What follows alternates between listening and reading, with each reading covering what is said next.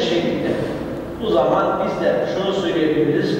Keşke Allah-u Teala bana da Kur'an ilmini vermiş ve bu insan, bu kişi gece gündüz demeden gelmiş, varlık vermiş.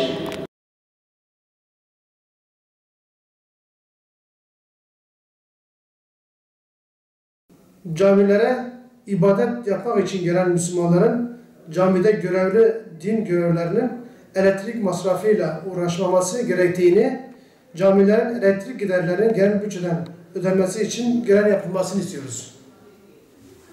Din görevleri caminin elektrik giderlerini ödemek, cemaati kışın ısıtmak, yazın serin bir şekilde ibadet etmelerini sağlamak gibi bir görevin olmadığını, vatandaşların uygun ortamlarda ibadet edilmesi için elinden geleni yapan din görevlerimiz maalesef hem elektrik şirketleri tarafından borcun muhatabı olarak görülüyor, hem de vatandaşlar tarafından da sürekli para toplamak zorunda kaldığı için rencide ediliyoruz.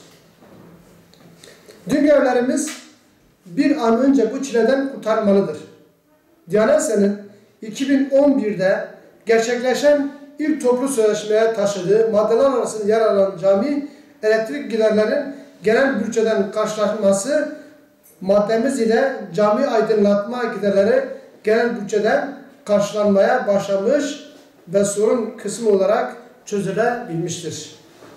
Sorunun asıl çözümü ise camilerimizin aydınlatma, ısıtma ve soğutma giderleri genel bütçeden karşılanması ile mümkündür.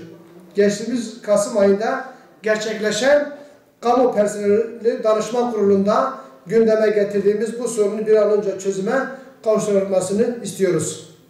Zaman zaman bazı camilerimizin ödenmeyen elektrik faturaları nedeniyle elektriğin kesildiğini duyuyoruz. Üzülüyoruz.